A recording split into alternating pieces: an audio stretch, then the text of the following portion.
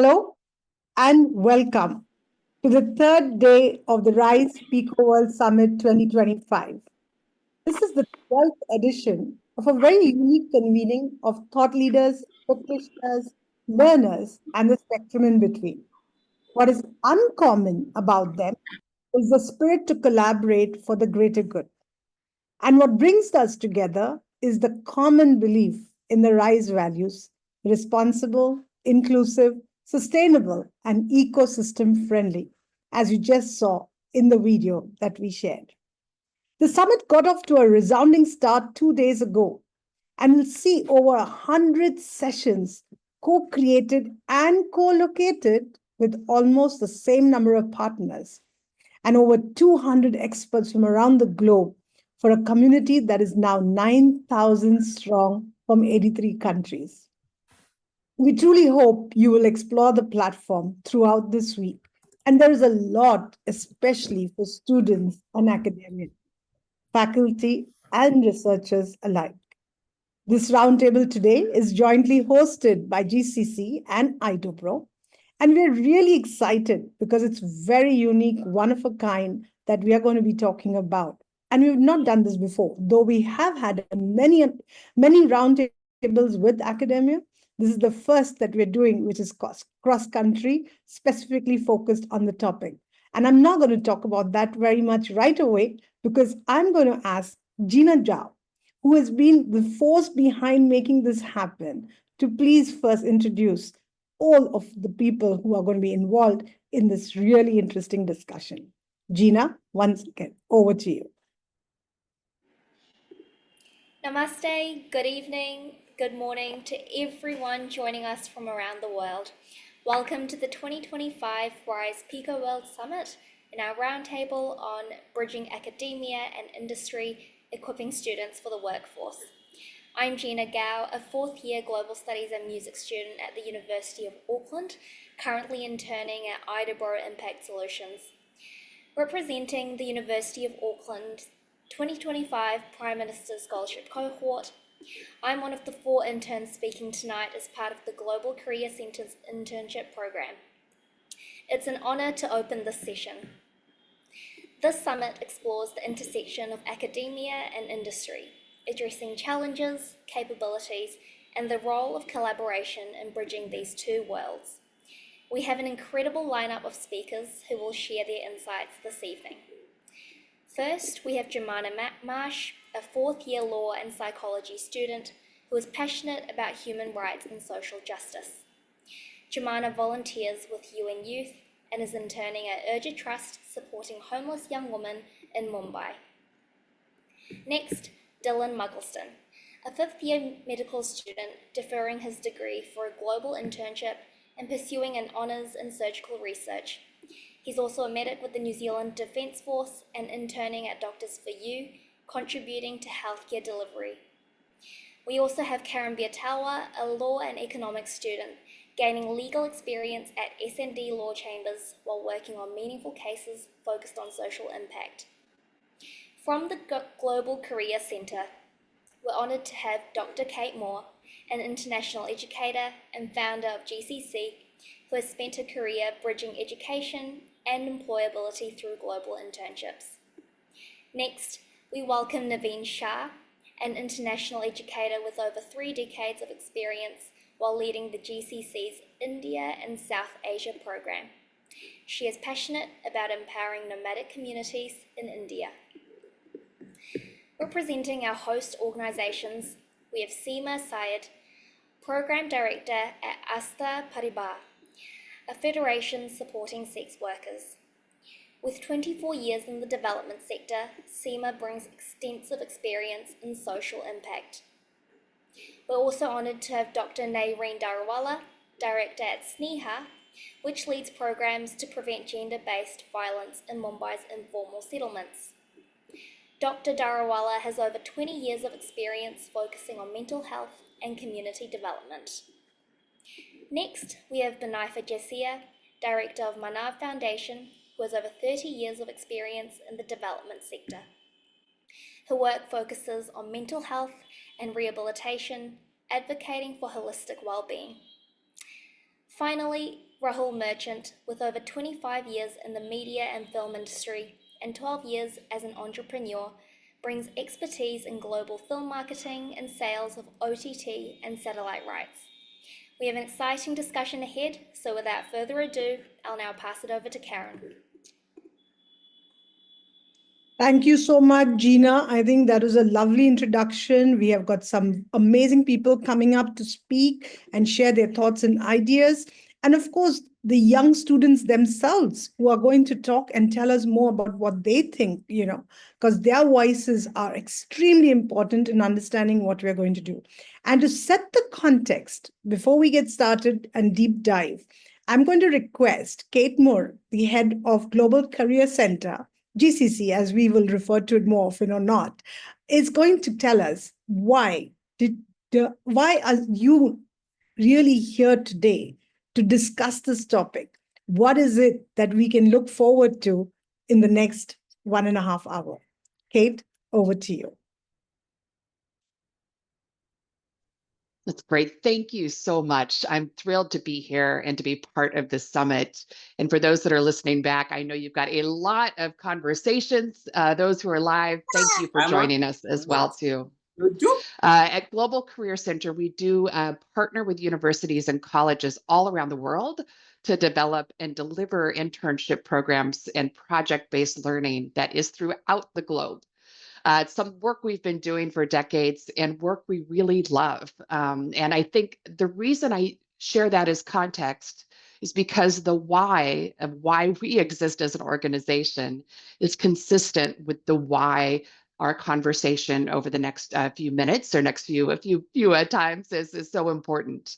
There is a gap between education and employability. That is something we try to connect. It is something we work with individual students on, and it's something that we hear and collaborate with employers on as well. Partnering with universities, partnering with governments, partnering with associations around the world, you can sense a little bit of frustration at times on all sides with all stakeholders, but a lot of opportunity as well too, to make sustainable, connective, sort of interdisciplinary and cross-country, cross-cultural connections to help bridge that gap. It's not easy work, which is why I want to thank you all for being part of this conversation. It's not work that will be completed quickly. So again, thank you for being part of this conversation, but it's work that is important. It allows us to make impact collectively, to grow individually, and also as a community, contribute and to move forward. I think there are a few key things I'll just notice and sort of mention as some of the topics that I will have put out there as some ideas for our conversation. One is I'm calling in from Boston, but over the past few weeks, I've been at some different conferences. One at the School of Education at University of Pennsylvania, which is my alma mater. And I left that with a little bit of cynicism, as I often do. We have some critical thinkers there amongst our faculty and our speakers, and they talked a lot about how globally there's a lack of trust in institutions, a frustration on the ROI, or return on investment of education alone, and the need for us to connect those different areas. I then also yesterday was at MIT here in Boston for a AI Empowered Women Summit, where we talked amongst female entrepreneurs and entrepreneurial women, talked a lot about the role of technology in our changing world of work. And that day started a little dire, I have to be honest, looking at the trends, the fast movement, everything that's happening, how we are becoming more technically quick and less personally connected.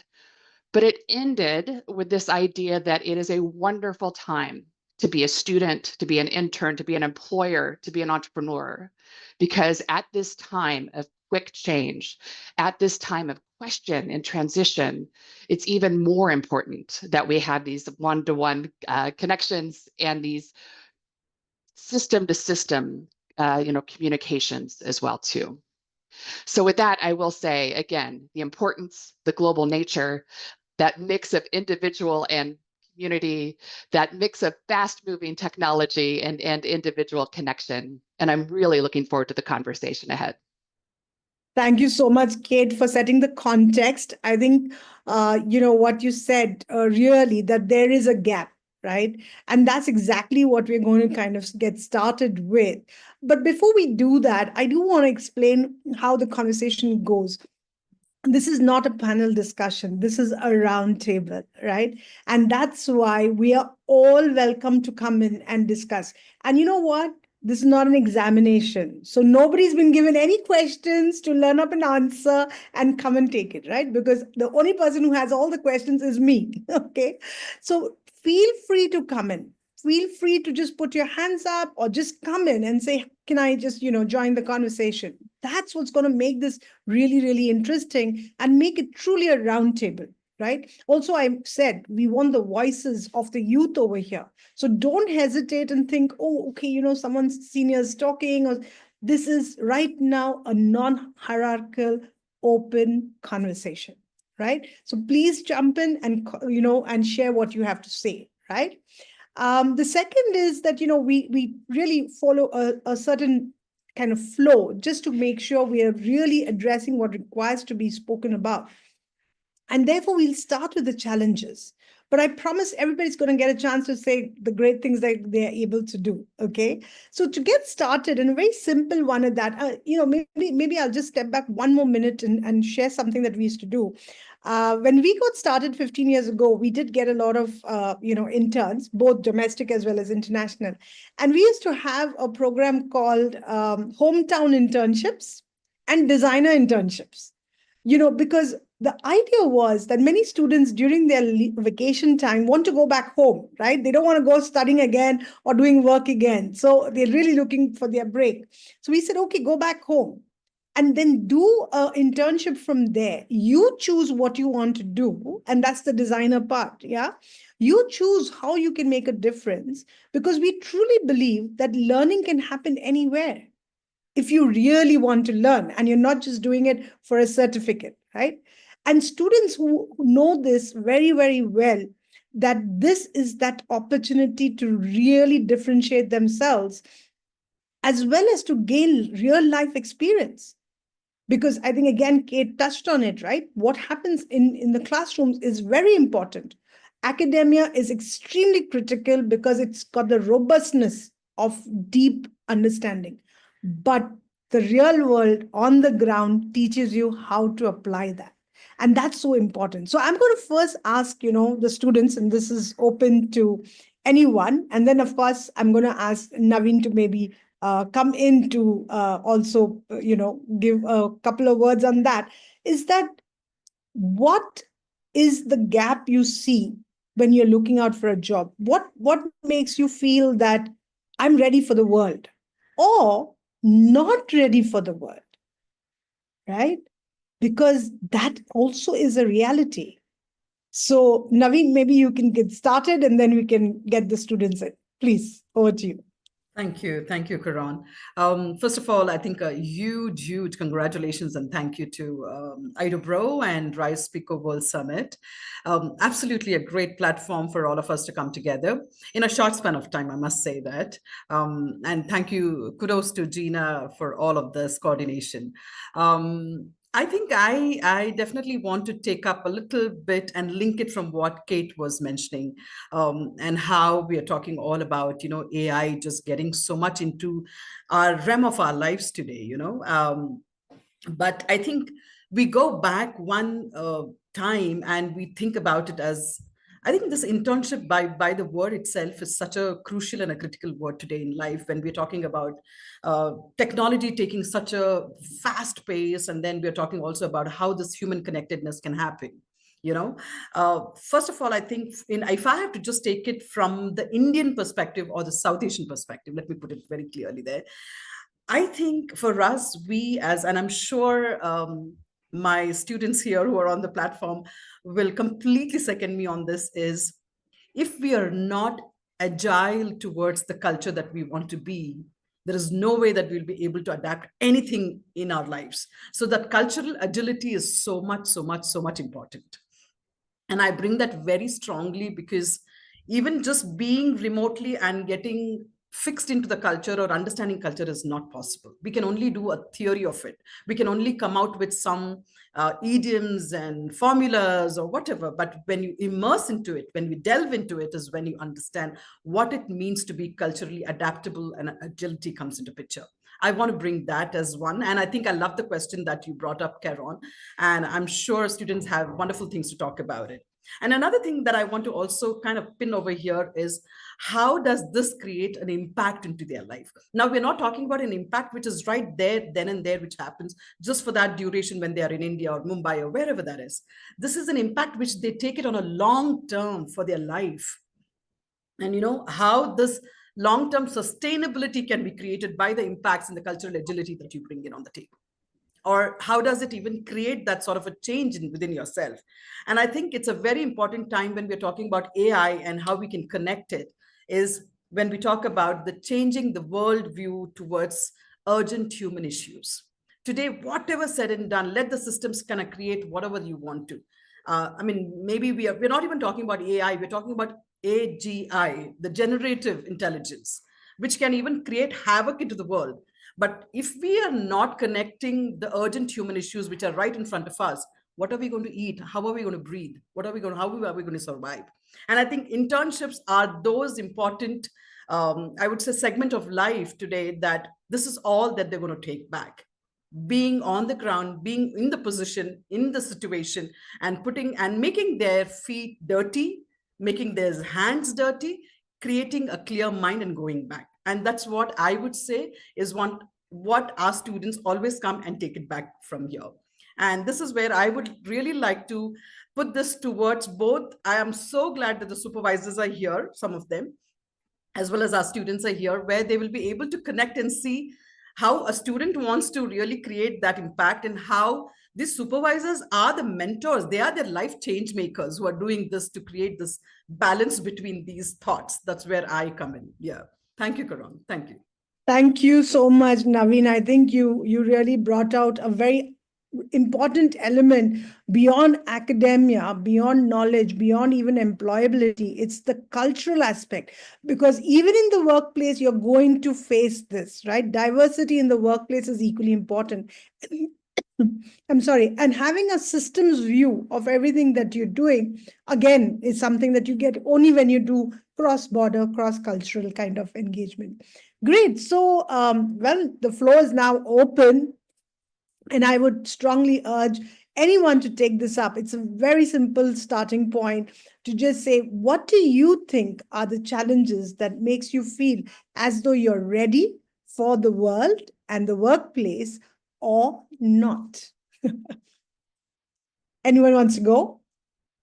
I'm happy to start. Awesome. Yeah, hello everyone. Thank you so much for having me. Thank you, Gina, for organizing on the students' end.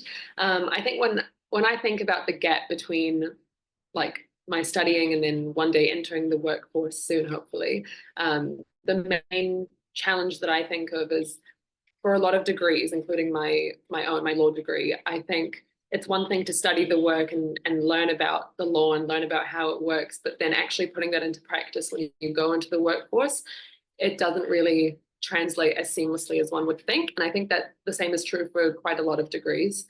And so I think that's where an internship comes in, and that's the true value of getting that work experience, is you get to at least get some idea of how it works and what it's going to look like when you finally leave university and you are ready. So yeah, and I think it's just insight into that work culture. And then as we're talking about cultural context, I think it's one thing to find out about the work culture of a particular field or a particular organization or company. But then when you move overseas and you add that cultural, the cultural context to it, it's an added challenge, and it makes it even more difficult. So I think all of us have sort of thrown ourselves into the deep end, and we're trying to work out both of those things at the same time. But I think, the bigger the challenge is, the more learning we're going to get out of it. So I think that it's even more valuable to do something like this overseas compared to doing one back home.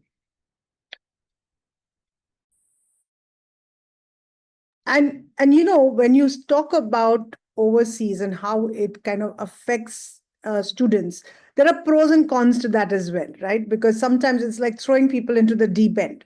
So I would again come back to this, like, what is the kind of internship you would want? Okay. What is the challenge when you undergo an internship itself? Do you have, even before you reach the employment and the workplace, does the internship itself become a challenge at time? And I know most of you are very fresh, you're just here. Don't worry, just forget whether it is Kate or Naveen or anyone else. All right, for right now it does not matter. Right, go and go for it. So what are the challenges in internships itself that you are either getting or not getting? So anyone, again, keep coming in and out. Don't worry and wait to who's going to talk next. I can go. So I think a lot of students face some pretty significant challenges when it comes to being fully ready for the workplace. I think while we gain a lot of theoretical knowledge at university, putting that into practice in the real world can be quite overwhelming. So one of the biggest challenges for me, I think, not for me, but I think it's the lack of preparation for specific technical skills that employers might expect, which aren't always covered in our courses or lectures. But on top of that, soft skills like effective communication and time management are often not fully developed in academic settings, which might make it harder to navigate a professional environment. That's a very honest statement, I must say, Gina. I'm very proud. And I'm so glad because I was worried. Oh my goodness, Gina is the first one to come up front. What is she going to talk about us?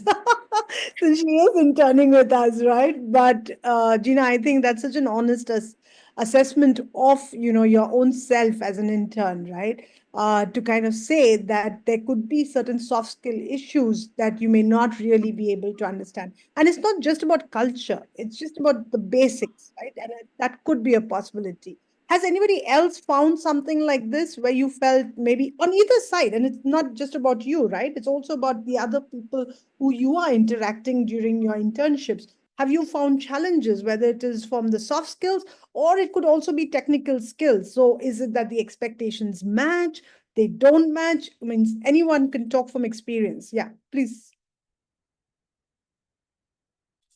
Oh, I mean, I guess just kind of to build on what's been said already by Sure. Jumana and Gina.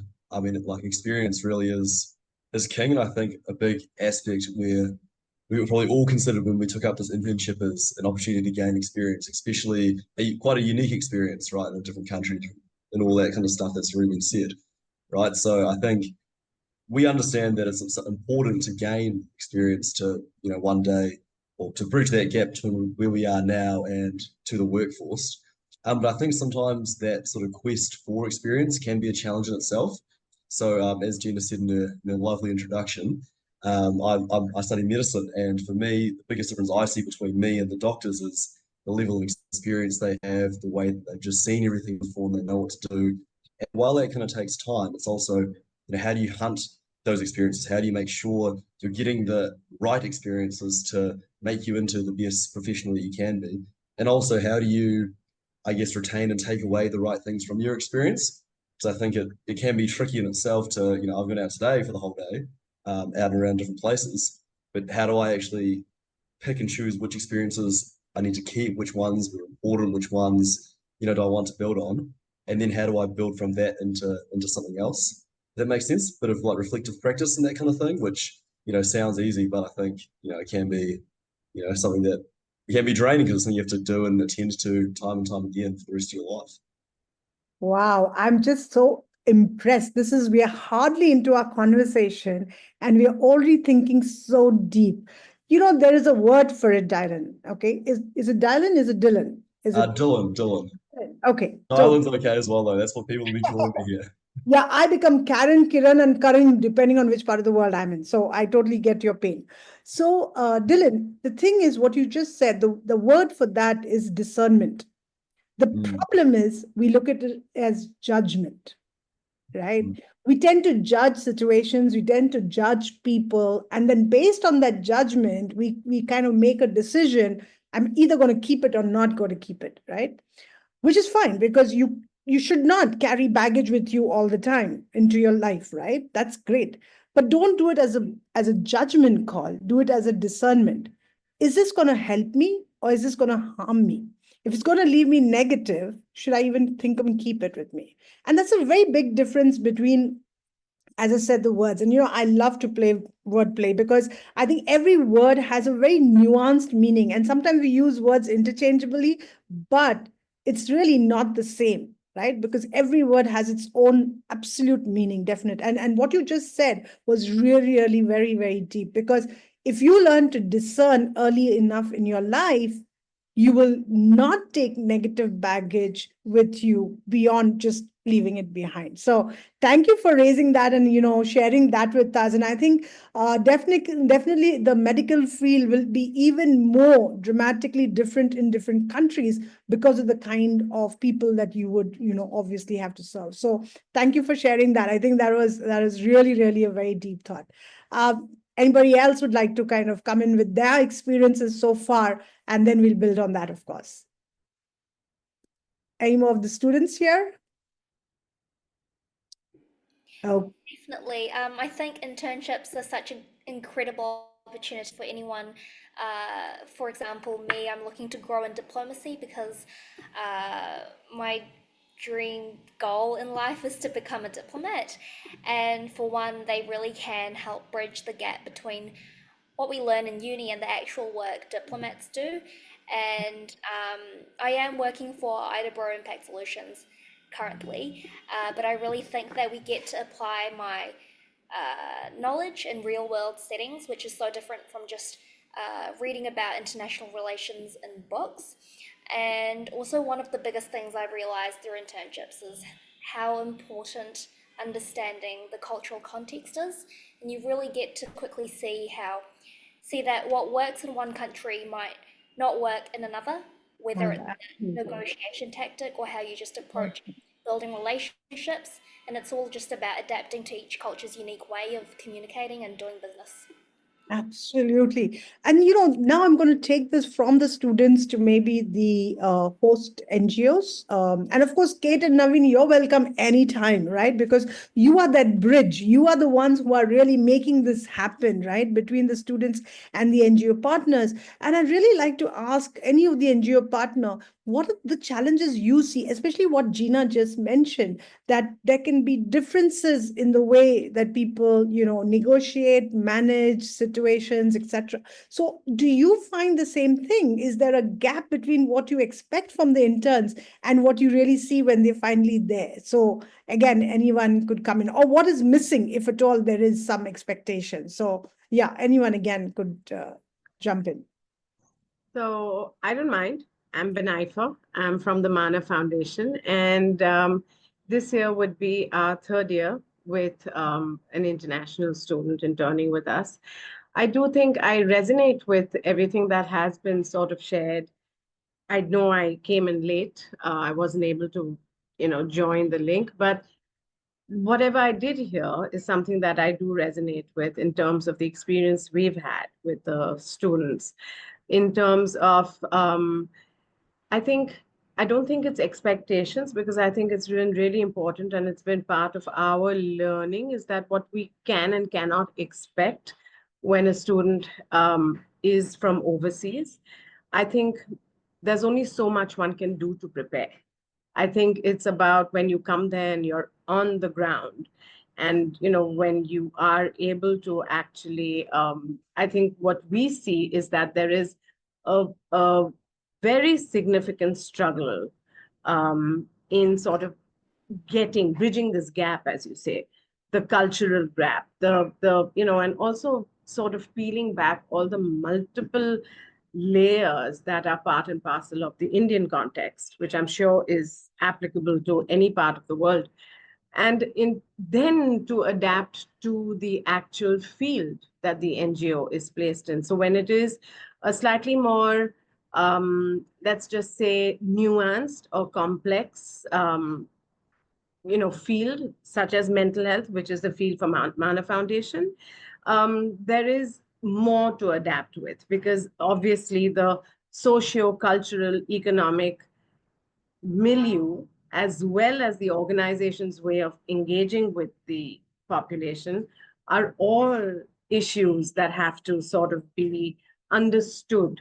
So I think there's a lot to take in, and therefore there is a lot of struggle. But I think that to a very large degree, I would say that the struggle has definitely paid off, because I do think that whatever it is that the students do share with us in terms of their takeaways, I think even if they haven't really been able to engage on a one-on-one level, their engagement with the issue, their understanding of the broader issues, their ability to sort of, I think engaging with clients has a lot to do with language barriers. But in order to be able to, build perspective, I think our expectations have been fulfilled there. So I think it takes time. There's a struggle, but I do feel that perspective is something that, you know, has been well received by the students we've had.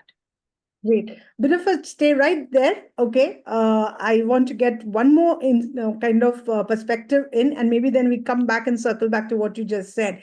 Because what you said was that there is a learning curve, Yeah. essentially, right? There is a learning curve. Now, how steep is that learning curve would obviously differ from situation to situation. So I wonder if any of the other NGOs have really found that there has either been a very steep learning curve or it's been a very quick one for them. So yeah, who would like to come? Hi, I'm Nayreen. I'm from SNENA, Mumbai, and we've had students for the last 2 years. I think if I have to share my experience, of course, there are challenges of navigating through language, and we SNENA is essentially a community-based organization. So all our programs are in the community. What challenge we see in the beginning is to really navigate through the whole picture of the public health work we do. Takes a while for the student to understand. We have many strands of work and becomes difficult for them to understand. Secondly, I think the challenge I face is the people who work in the NGO are very, very nice, but they are not as what can I say, articulate as the students are. So sometimes we have to kind of delegate one or two people who will work with that intern, because the two people whom we delegate are really smart and they're able, not that others are not smart, but I think the issues of you know exchanging, learning and all that is a bit challenging. On the other hand, I think the pluses that we see is these students come with a lot of structure and organization in their mind. But in program people who are running the program, sometimes we don't find that. So I think what has been most useful and instrumental is the students bringing a larger vision, a structure, and this happens over a period of time. It doesn't happen in the first week or the second week, but by the time they leave, they are in a position to see the bigger picture. They are in a position to help us with some kind of a structure, protocol. So these are the advantages of, like, for example, right now, the student I'm having, she is very, very creative. And it's a blessing for us because we are holding a fundraiser, and she is the one who is really helping us with the whole outlay of layout of the posters, and she's understanding a lot doing that. So I think it's a two-way exchange which we all have to continue doing.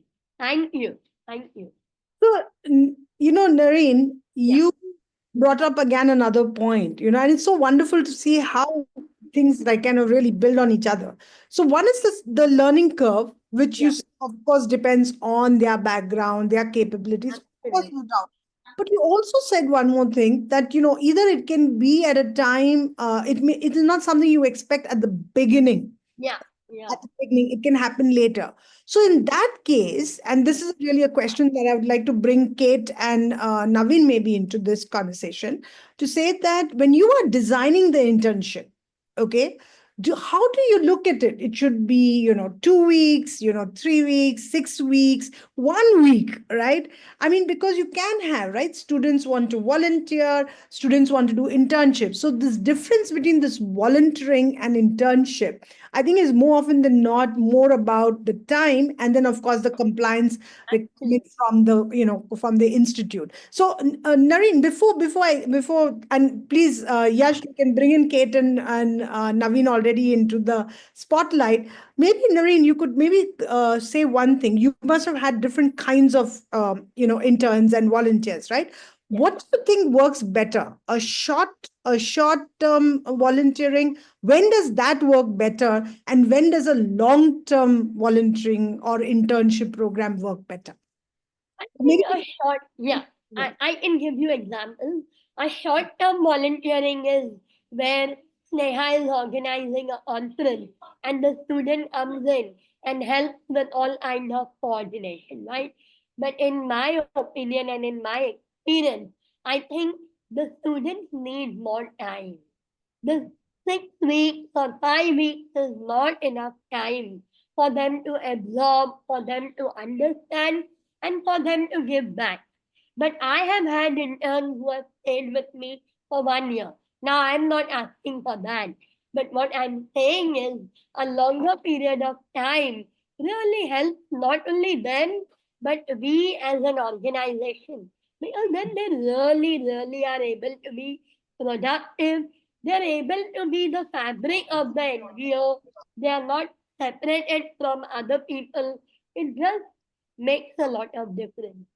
Absolutely. I hear you, because I'm also one of the partners. So Kate, Yes. you, what Well, do you think? Yeah. I will say, speaking with host organizations from around the world, we always hear more time, more students, more time. Yeah. Absolutely. And for our students, we hear the same, right? You get involved in this very intense, immersive experience. You're just learning, you're just getting over that learning curve, you're just getting comfortable, and then you're going home. So continuing to learn from that for sure. We do have, but I will say alongside that, above all else, experience. So it looks different. It has started to look different. So we have seen the shortest program we work with. I hesitate to call it an internship, even though I know students do, is a 2-week program. And that is really short. That's a short program. We also work with 6 months. And Irene, we're not up to a year yet, but I get that's a really good, almost a fellowship, right? Yes. But absolutely. And I think the two things I would say about that is one, that regardless of length, project-based, deliverable-driven experiences that are structured. Several people have brought up structure. Gina talking about time management, several of our supervisors as well, that are structured and have deliverables. And also linked in some ways to two things. One is the student goals, the student experience, and where they can step out of their comfort zone and learn. And secondly, is really the foundation of the relevance to a company or organization. So it can feel that impact as well. Absolutely. And Kate, as you said, I think structure is most important. And we learned it. That earlier when students used to come, we would feel okay, go here, do this, do that. But it didn't really work out well. But I think when we learned that, you need to give them the structure, the goals, what they want to achieve, it has worked out very well. I am just so amazed by the conversation. Not only have my students been so honest, but even the NGO partners are very, very much open to say that we too have to learn. The learning curve is not just on the part of the students, the learning curve is also with us. And so, Naveen, that brings me to you, because if you have the NGO partners on one side with, and then you have the students, how much of complaints are you dealing with and how do you manage all of that? Well, I think before I even get into it, one just small change in we addressing NGO partners. I think I do have Rahul Merchant over here, who is not an NGO, but he's from a media. So maybe we can address as host organizations, if you don't mind. So I don't want him to feel offended. That's all I'm trying to say. Yeah. Sorry, Rahul, for that. And I think it is very, very important. The point that you brought up, Karan, is are we happy, really happy? Are host organizations happy, or the supervisors or employers happy, or are the students happy? I think that whole perception of what makes you happy is I would say it's very relative. I would not really put it in a box of chocolates and say, here, you eat it and you're gone, then you're out. That's not something that I would look at. I think every experience is different, as we call it an experience. Very well said, Kate. And I think we carry that experience, be it now volunteering and internship is very definitely a different spectrum altogether.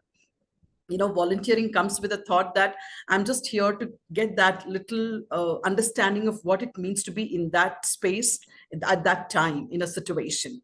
But internship is not that. I think internship carries over that experience in a different level altogether. And I like how even Binaifa made that point as to the different layers of in the cultural context that they really build upon themselves. That is important. I think today, if we take a lot of it comes from a global perspective and taking back to the local. We're not talking about local to global. I think so today it is all global, and then how that permeates into the local setting of ours within our community. That is important. Maybe there is also there where we bring in the local and see that can be adapted into the global perspective.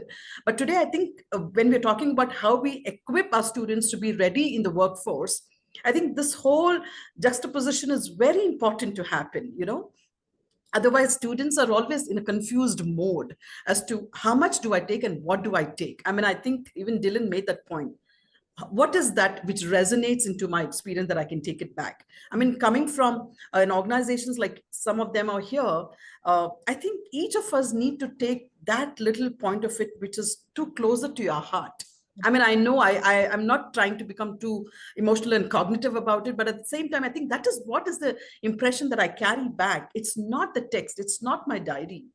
When I read that, my journal back, and I always tell my students, journal it every single day, your experience. Then there is, whether you're happy or unhappy is in you, not me. Yeah. How you take it is within you. Absolutely. When you read back that journal, after you go back home, your real reflections happen in life. Absolutely. That is important. Absolutely. It is said, man and women don't learn from what they experience. Yeah. Always say we learn from experience. That's a typical line. But that's not true. You learn from the reflection of that experience. Because if you don't reflect, you are not going to learn. So, Naveen, that's a really, really important point. So I'm going to come back to you, Kate, on this one, that you spoke about the short program of 2 weeks, right? And Naveen, of course, spoke about a fellowship, longer term is almost a fellowship. How do you really look at the uptake? And I'm soon going to ask one of the students. So start thinking of this if you want to come in and, join the conversation. How do you find the uptake of whether it's an internship or the fellowship, and why? What's the differentiation that students look for between the two? May I just butt in for a minute before Kate begins? Sorry. Please. Just want to understand from Seema and Rahul, whether are they on a time constraint? Because I did mention that they're going to be here just for a few minutes, whatever. I'm not too sure. Right. So I just want to butt in there and see if at all they want to put their inputs and whatever. Otherwise, if they want, they're most welcome to stay back. But Seema, my apologies because you joined right away, right at the beginning. And Rahul, I know you're one hard pressed on every minute. I understand that, being in the Bollywood, how important it is. So I just wanted to put it out there. If they wanted to speak, it'll be great. Thank you, Karan. Yeah. Absolutely. Naveen is doing her job right now, making sure the host organizations are getting what they deserve. So, and should have. So, thank you very much, Naveen. Appreciate that, which is what I'm going to do then. I'm going to ask Seema and Rahul to please join me on stage and we will continue with the conversations. Yeah.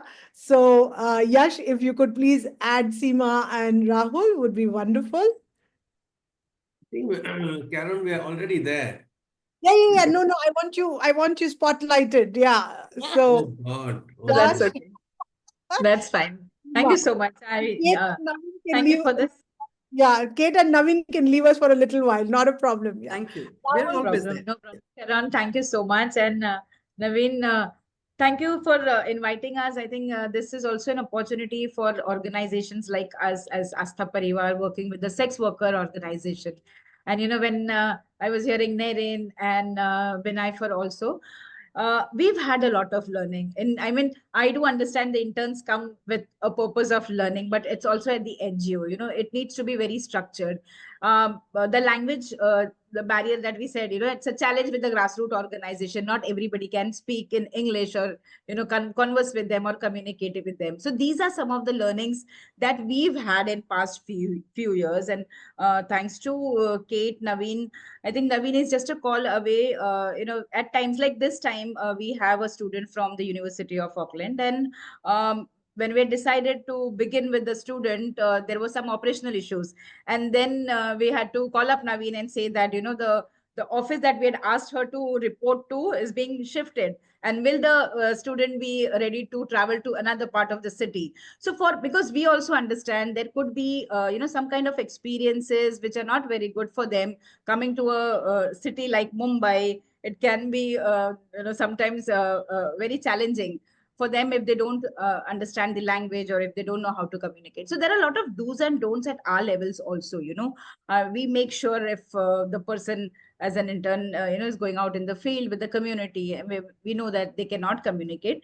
But Karan, I must say, I mean, this has been a truly enriching experience for us also, because they come with a diverse perspectives and innovative ideas, a lot of things that we are into the day to day grassroots outreach initiatives. Sometimes we, as small as they we become a great help in the social media campaigns. I mean, we are NGOs like us always struggle to find somebody to help us with this. So somebody who's tech savvy and says, okay, yes, we are here to help you. Even if it's like 2 or 3 weeks, we do understand it's again challenging to by the time they're just understanding what we are, who we are, and what the population, who the beneficiaries are, it's time for them to leave. But we have then we also feel that we've built a network of global thinkers, I think, who share our mission and values, and we've had friends in our friend list of who would support Astha Parivar when and whenever. So past few times whenever we've had students, they've stayed connected with us.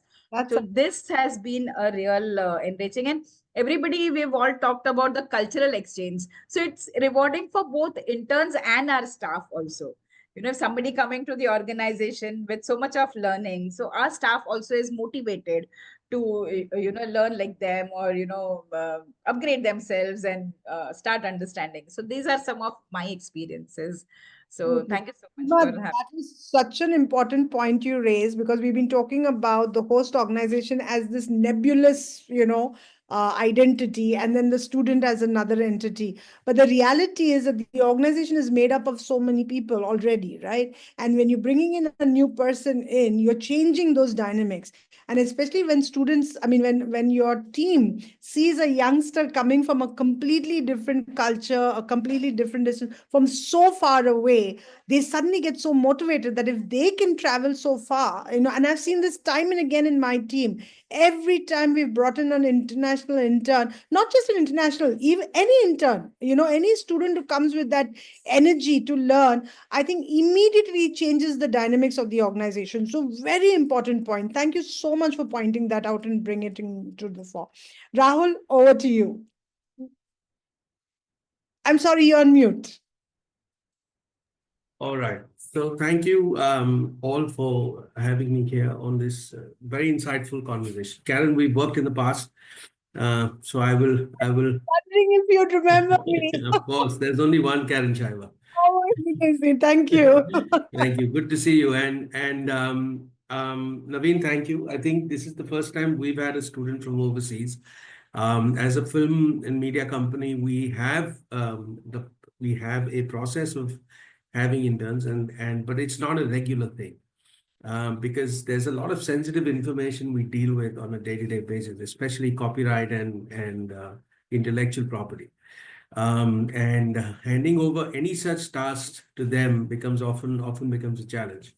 But I think the good things have been said about culture, about adaptability, about the students learning theory versus practical. But and I've been an intern myself way back in 1998. Things were very different then.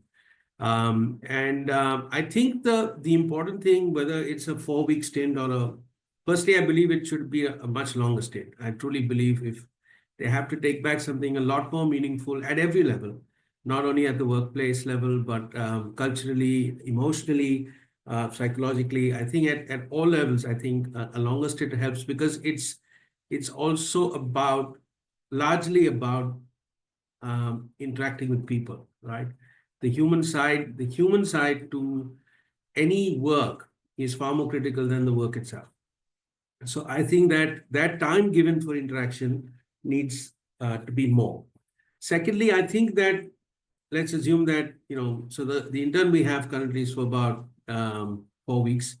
And one of the things we've done is that we've allowed the student to just blend in and observe a lot.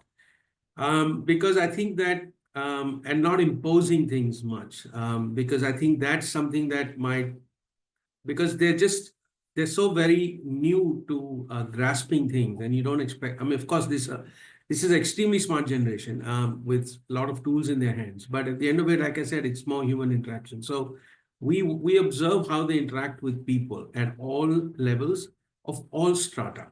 I think that's critical for me as somebody who will want to employ somebody full-time in the future. That how good are you with people? And I think that for me is first. And skill sets can always be developed. Training can always be given. That's first. The second thing that I think that comes out of an internship is how things get done. We learn a lot in theory and in class, and it's actually not a comparison. You're supposed to go through that, and all the students here, Gina, Dylan, everybody has to go through the studies and the understanding of it. But if you just observe, if all the students were to observe, sit back, I know it can get crazy and overwhelming, but if you observe, you'll actually see how things get done. And that's something that you need to take when you go out into the world, right? You have to understand that at one level, it's wonderful to make presentations, just fancy presentations on Canva. We didn't have Canva, we had PowerPoint. And we had slides that you would put on a lamp projector and project everywhere. But that's not really the game. I think the game is to see that what is the outcome of this? How have I influenced the outcome of this? And what have I learned from the outcome of this? The outcome can be good, bad, not so good, not so bad. But I think if I were to judge somebody for 3 to 4 weeks, I'd ask them 2-3 questions at the end of it. And one of them would be, what have you learned how it gets done? Have you learned to see that when we get a brief from the client, or when we take on a task, how do we approach it? How fast we turn it around? And what all processes have we thrown in, and what all have we thrown out to get the job done? So I think that that's what I did in my internship. I was at Thomson Connect, and we had a very senior person who said, get out of the office, don't sit in the AC, and do some research, right? And come back after 60 days with a report. That's exactly how it happened. And we would go once in about a month to show face, because he said, no, I don't want you to be in the office. Here's your task, here's the brand, here's the brief, go out and do it. Here's your supervisor, call him if you need anything. And that's it. And they had one party where they included all of us in, and that was it. It was very different then. No social media, nothing else but work. No time to spend on any of the tools and gadgets we now do. So I think my submission at the end of this would be that it's a great thing that is happening right now, and it's a great thing that Naveen and Kate are doing, and they must push the boundaries of students coming to other countries. I think that's amazing. So well done, and Karen, of course, you do what you do, which is great. But my request to students is to take it seriously, because I think that you'll get a head start if you observe, if you pay attention, if you take it. Of course, you want to enjoy and you want to blend in, but don't put too much pressure on that, because you may or may not be at the same place when you get employed. But just to understand and be respectful, be kind, compassionate towards people, be aware of what you're handling, because somebody might give you a very important task and you cannot afford to mess up. And third thing is, you must ask questions. You will not know anything. You must ask a million questions. If you do, then I know that you're interested in the task. If you're not, and if you're going to say, yes, sir, I'll do this, and you turn up with something that is not expected, then I'm assuming you're either arrogant or you haven't understood. So that's my submission. And thank you. Sorry to take up so much time. And I wish you all the luck. Really nice. So, Rahul, again, you brought up a very unique point that sometimes you would find that students do this just like a checklist, right? Because they have to do it, because it's good to look on the CV, because it's required for higher education entrances or whatever it could be, right? Or it is a graded internship. I'm not talking of the current set of students. I'm talking in general, of course. So True. have you ever had that kind of a situation where students are just not interested? I mean, Yeah.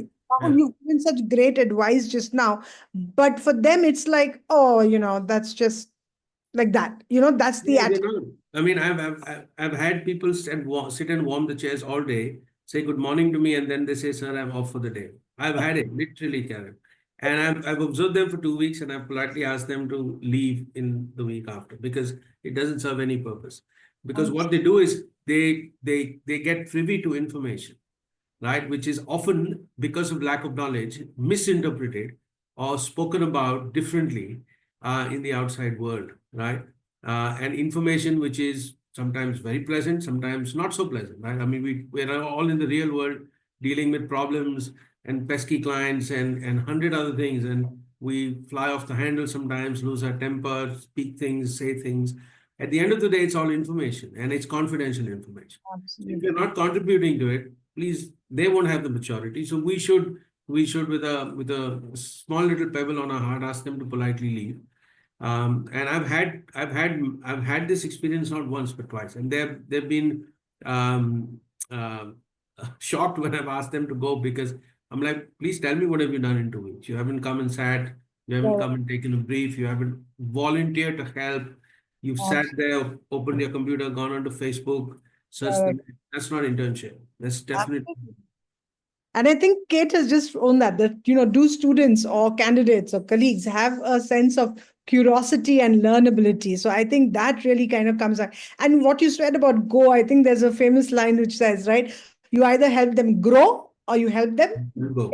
right. I agree. Oh, yeah. So sometimes you just have to let them go, right? So, you won't believe how quickly the time has passed by. We are literally in the last stretch. So I do want to say that anyone who's not had a chance to talk till now, this is your time. This is your call to action. Okay. Because we always promise that everyone has a voice on a round table, right? It's not just for a few of us. So anyone, but at the same time, nobody's forced to, right? If you'd like to talk, you're most welcome. If you'd rather listen, well, we also need listeners.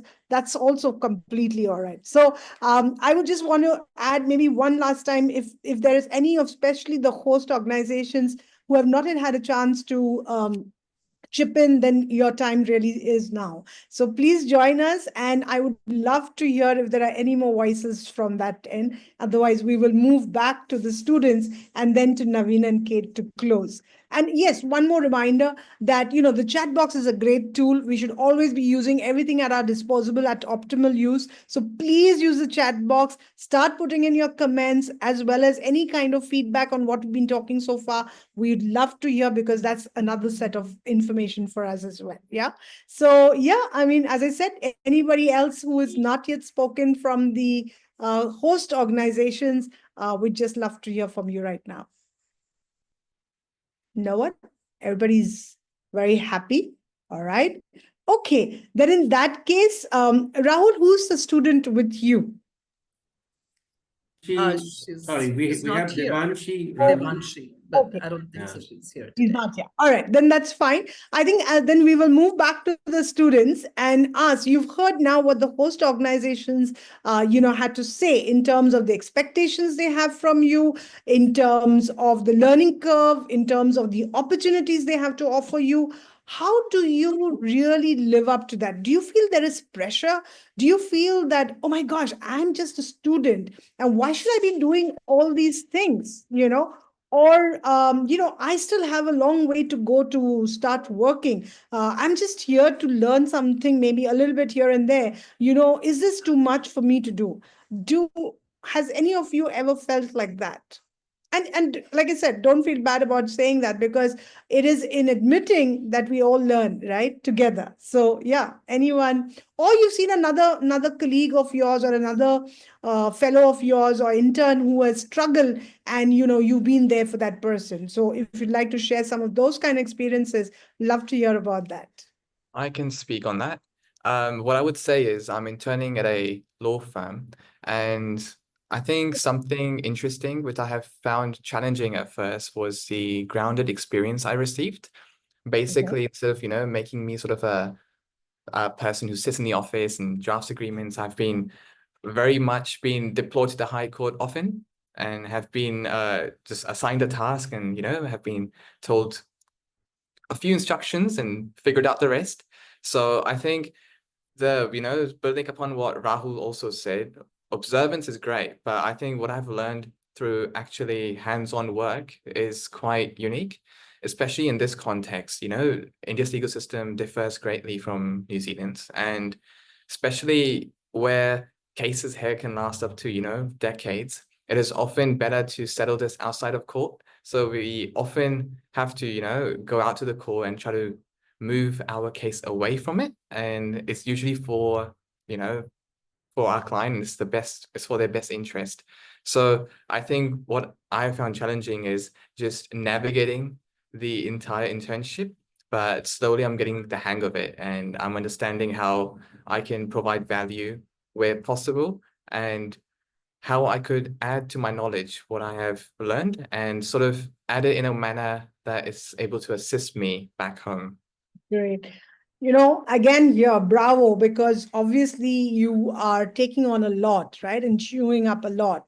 But the fact is, and that's something maybe students don't realize, the very reason that internships, kind of are taken up by the host organization is because they need additional hands. They are, obviously they have a bandwidth issue.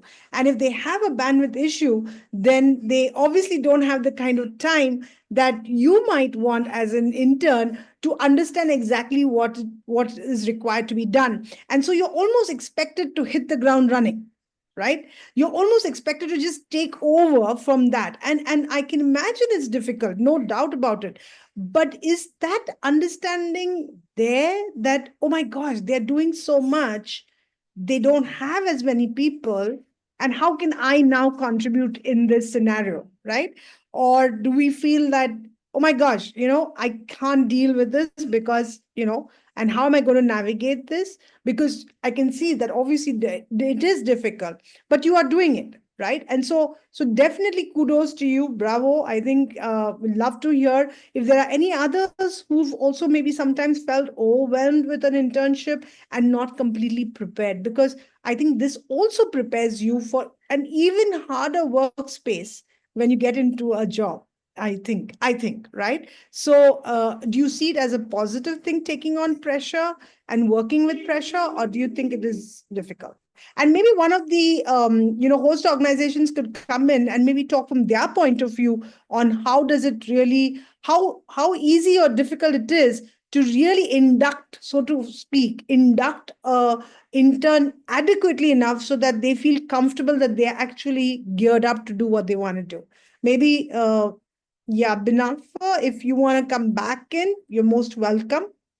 Oh, you need to leave. Okay, fine. Great. If there's anybody else who'd want to maybe share their thoughts in this aspect, would be most welcome to join in. Yeah, I think I can share. And I was very attentively listening to what you were saying. That exactly in an organization like SNEHA, which has demands every single day, and the demands keep changing every single day. So we have a lot happening all the time. Most often, if you talk about induction, a basic induction is given to the students so that they start working and they understand. I think the issue is about accountability. I think as a student, I have had students who had a lot of accountability and they felt that never mind, even if I get more work, I will do it. But there were many students who felt that this is not their space. They are only here to learn.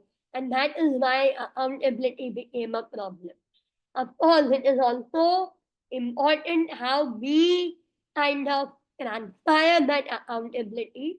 But I think these are the issues that come about, and it is very individual specific. Yeah, Nayreen, again, you brought a word accountability, right? Do interns really realize that they're accountable? Because I think one of the things that, the host partners have to do is definitely put in some time and energy, right? Correct. Managing. Correct. And that takes a lot. So it's a give and take relationship. And sometimes somebody will give more and somebody will, get less.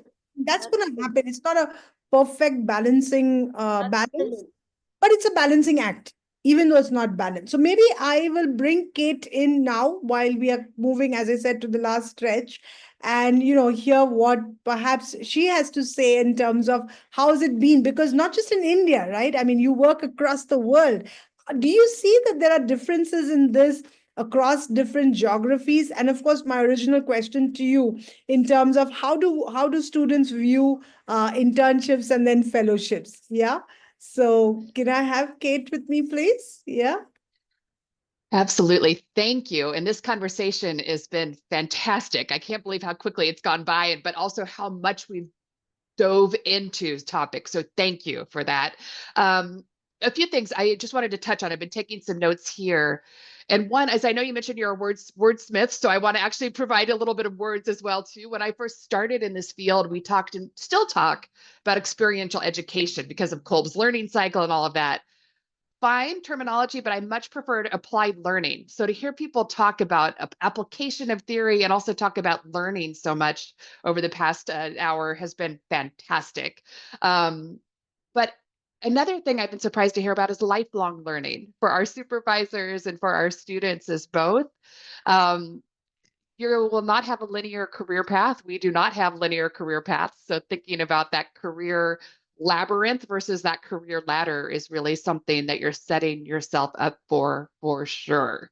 So definitely those challenges that look for structure, that everything you've mentioned there as well. And then finally, as we've been talking about the different lengths of programs, as is often the case, I think talking things through, being parts of panels like this, it helped me clarify something, even after all these decades of this work, which is the building upon, what's happening is that students who come for a very short period of time can expect exposure to another culture, an industry. It really, Karan, as we're looking globally, I think that's the thing that our students are often most surprised about, is that they're not just coming for one culture. Like when they are in an internship, they're not just experiencing the country or the city culture, they're also experiencing an industry, a company, the clients or constituents, and also the cultures of their colleagues and the cultures of themselves. So really have to think of those frameworks of learning and culture as well. Great example of that, we had a group of students from Tennessee in the United States who are over in Lisbon in Portugal, working with a MNC from India. They were helping expand their European market strategy. And I was like, this is a truly global experience, right? We had Naveen on call in case we needed some extra cultural coaching around, sort of from an India perspective.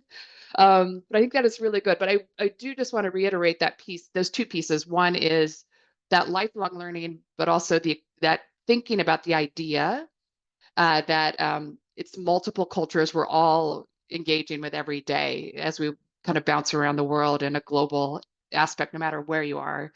And then finally, about those, to continue my thought about the shorter to longer period, it definitely starts with exposure, moves on to experience, and then from there to expertise. And then that learning cycle continues as well.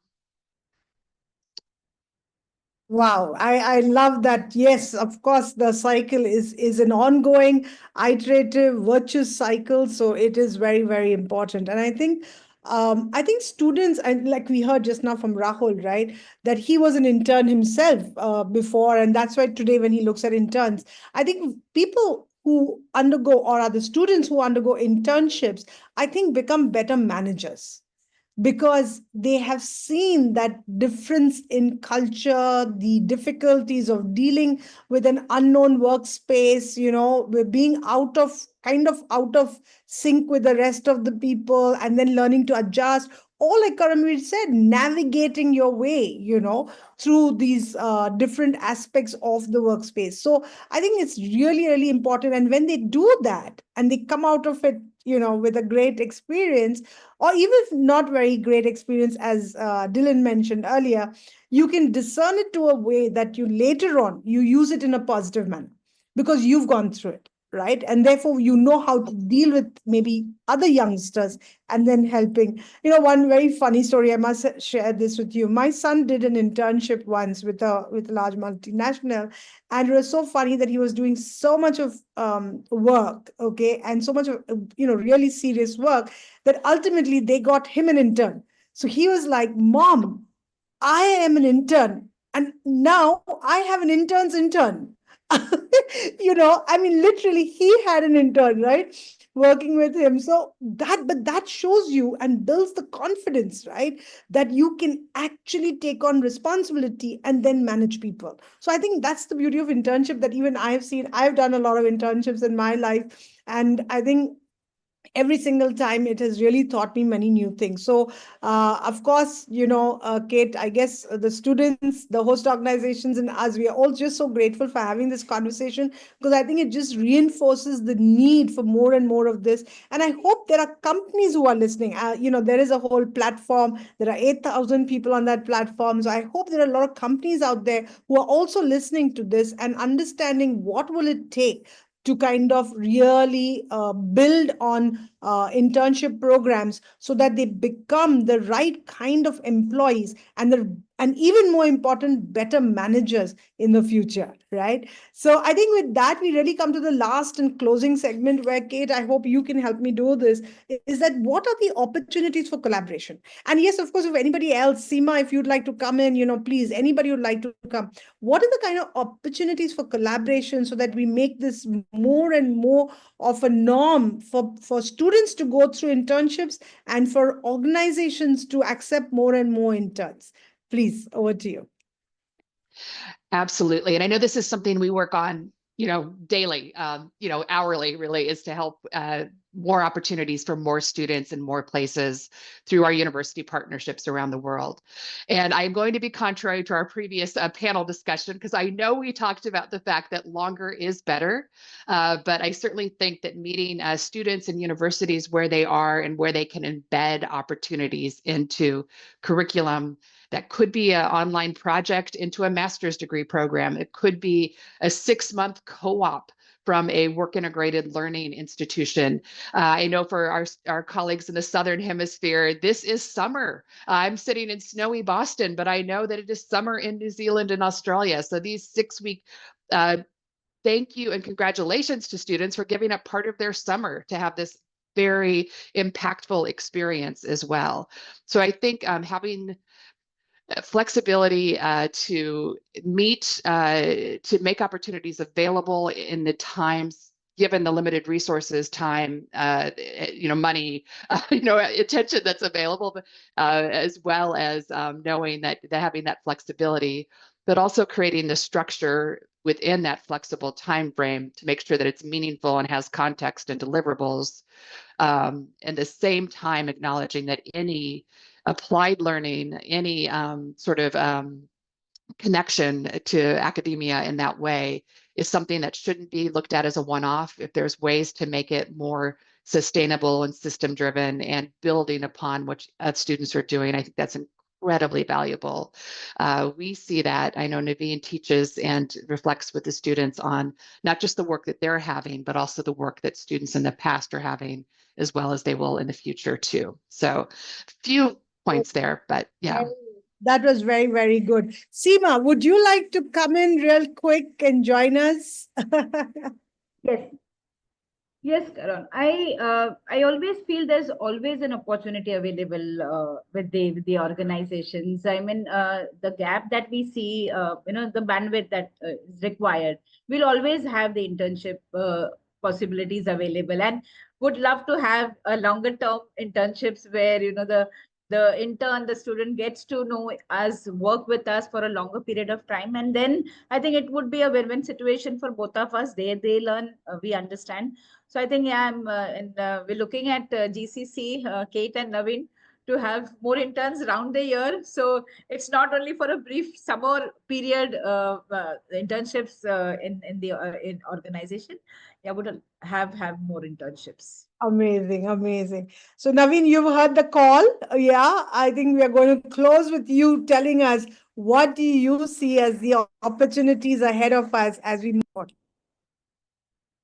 I think, thanks, Karan. I think it's been a really, really very insightful discussion and a conversations. I'm so delighted. Thanks everybody for this. One of the things that I wanted to, I think I have three things to talk about just by listening from different conversations we have had. One is I really love the word what Rahul mentioned is, what have you done? What is that you've done? This whole thing about done is a question that we all ask each other, right? And today, even if you have to bring some experiences from your beat, from your academia, your academic to, or hands-on to whatever past experiences, but how is that you're creating any sort of a transformation within you to the community and taking back home? That is something that we really need to question ourselves. And I completely believe that is very impactful. Number two is, I think you made a point, Karan, and I was just thinking about it, and I just want to cite a small kind of an example, which I just had it 2 days back with one of the organizations, I would say MNC, but where I was coaching. I'm a training on cultural nuances and cultural differences. The head of the organization or company, he came and told me, Naveen, you know what? These are people who have been sitting on the desk and working behind the systems. You know what? They have not really got the hands-on into something. We always predict numbers and we talk about it, and AI is just making it worse. In fact, I mean, an MNC head of the organization talking for me was, okay, what do I do? And he's like, you know what? Now you always have been talking about hands-on experiential education, experiential learning, and creating those impactful experiences. And I'm like, okay, if that is the case, let's get out of your, I'm sorry to use that, like hot seats, and see what you can do really from your own perspective of skills and nuances that you can bring in on the table. But get into your own communities and do it. I said, start from your own self to your family and then to your community and just bring it back. So it was an exercise that we did. Believe me, people have told me, these are all, we are talking about workspace. Workspace today is also being deficient of what impactful experiences mean. They've just glued to their systems and they've forgotten what experiences matter to them. And, I think so it's very important to bridge that gap as well. Not just education and employability. In employability, we have to again bridge that gap of experiences and employability together. Go back and do what you've done, or just understand what is there in the community and learn and come back. So I think one word that I would say is, if we are to create internships, be it small, short, long, or lifelong, whatever it is, I think first delve into your own communities and see what is around you and get those urgent human issues, urgent problems, deal with them, solve them, and then you can become a better human, better person. And I think that's what I can just bring it back and say. And if I have to do that in small ways, whatever small ways that I'm doing today for different communities, different students around the world who come here to experience it, I think I just want them to take back that and see how they will be able to build that, be it from here to wherever they are or from wherever they are to bring it to here. That is all I would ask for. Yeah. Beautiful, beautiful, very beautifully put. So we have the last 5 minutes, and I really want to give it to the students. Any last words anybody would like to share? Very, very happy to hear from you before we close. So yeah, it's your time now.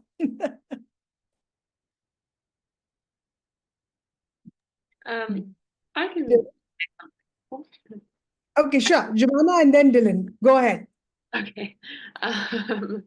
I think when we were talking about there being a learning curve, I think one of the things that contributes to that learning curve on a sort of journey like this is the expectations that you come into this with. And so I think I found that I had very different expectations as to the type of work I was going to be doing, or the way that the work culture would be. And it ended up being very different. And sort of like what Rahul was saying before, it's either the nature of the work or the confidentiality. Like often you can't just slip in seamlessly to an organization and do that hands-on work, particularly when there is a language barrier.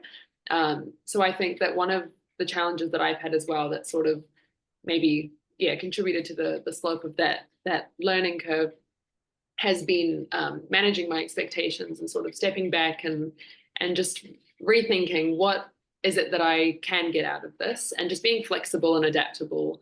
And so now I find that even though the work that I am doing or the things that I'm seeing is not maybe directly relevant to my degree or directly like exactly what I was expecting out of this, I'm sort of I'm jumping at any opportunity to do anything, because I think it's just an opportunity to observe and an opportunity to learn more about how an organization works, how the work culture is, more about myself.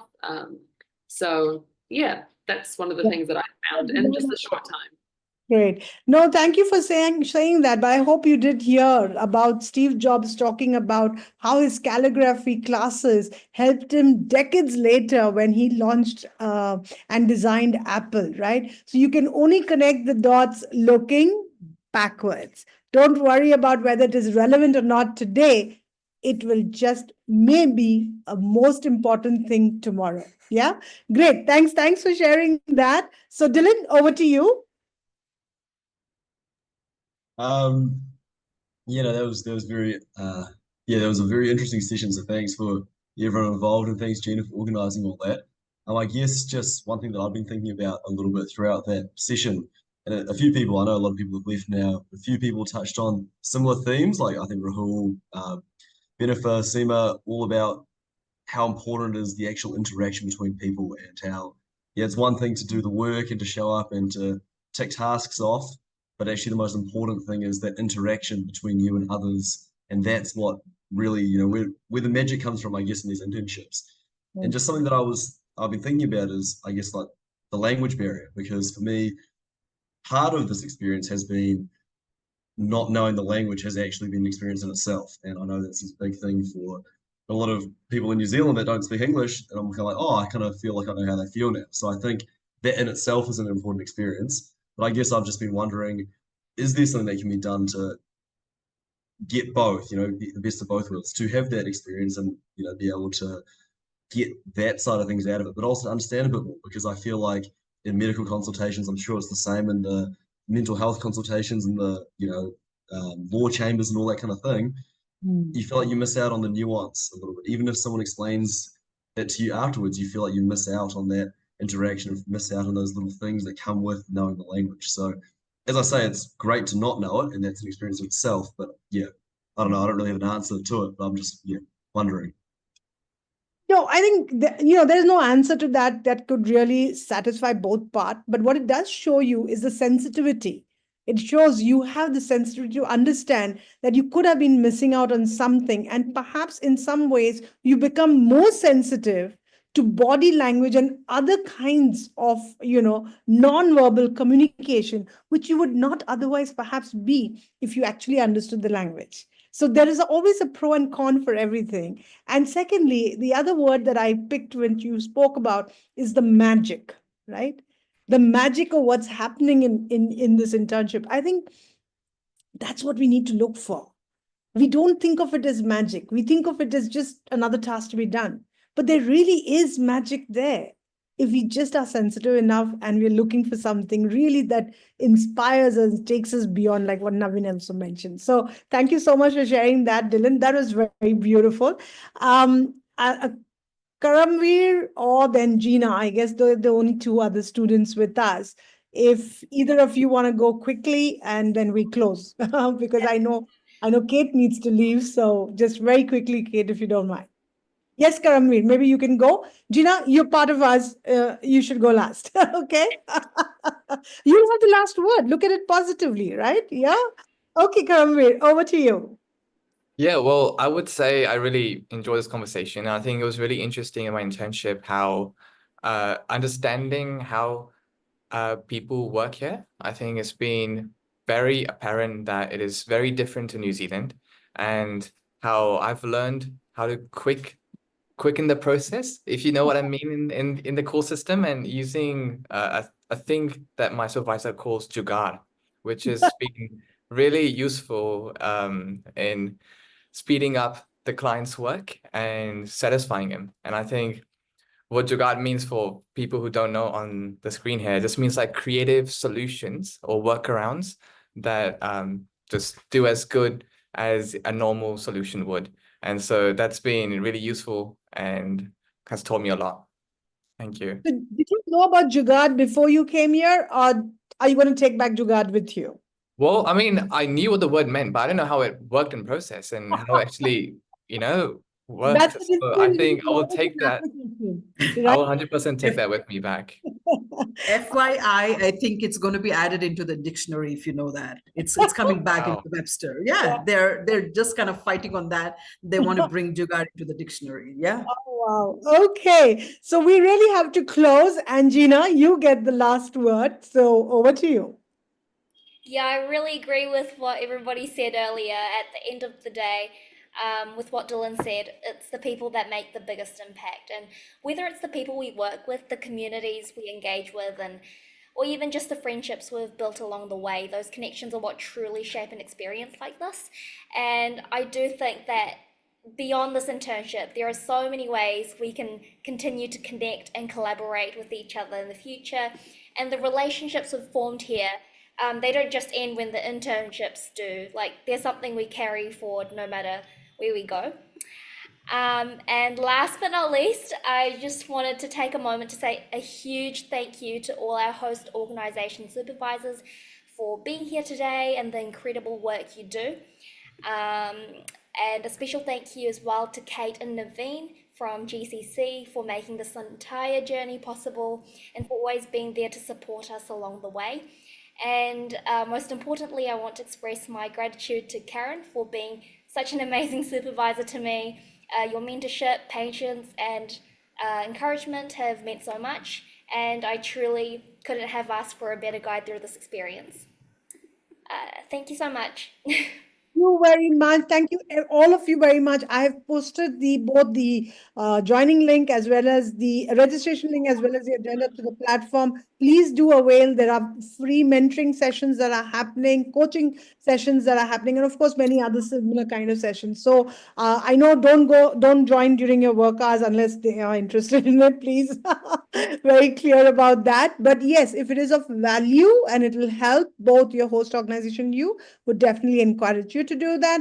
And yeah, thank you so much for the wonderful conversation. So open. I mean, that was really the key to all of this. And to Kate and Naveen for making this happen, for agreeing to partner and doing this. I think we should make this an annual annual topic, yeah, annual event, yeah, and we will talk more about that. But once again, thank you so very much. Have a great day ahead or next day, and yeah, continue to be wonderful. Bye bye.